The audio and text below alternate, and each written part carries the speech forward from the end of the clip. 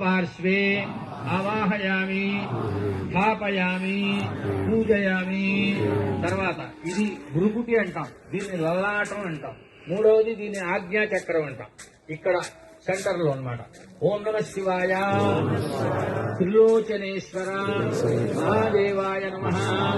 త్రిలోచనేశ్వర మహాదేవం ఆజ్ఞాచక్రే ఆవాహయామి, స్థాపయామి, పూజయామి. తర్వాత కుడి చెవి ఓం నమ శివాయ గోకర్ణేశ్వర మహాదేవాయ నమః.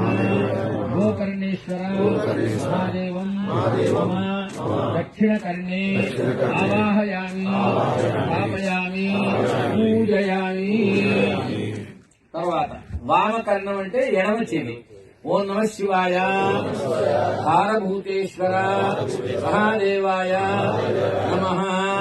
భారభూతేశ్వర మహాదేవం దక్షిణ వామకర్ణే ఆవాహయామి, స్థాపయామి, పూజయామి. తర్వాత నీలకంఠం కంఠేశ్వరుడు.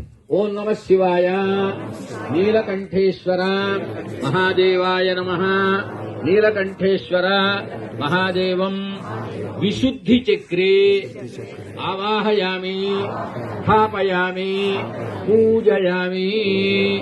ఇప్పుడు మనం ఓంకార ఖండాన్ని ఆవాహనం చేసుకున్నాం. ఇక్కడ కాశీ అని క్షేత్రం మీ అందరికీ కూడా బాగా పరిచితం. కాశీ క్షేత్రం 3 ఖండాలు అయింది.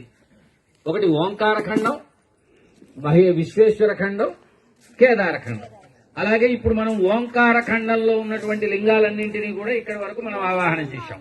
ఇక్కడి నుంచి ఈ కటి పర్యంతం విశ్వేశ్వరుడు. అంటే మీకు విశ్వేశ్వరుడు, కాశీ విశ్వేశ్వరుడిని చూశారు కదా.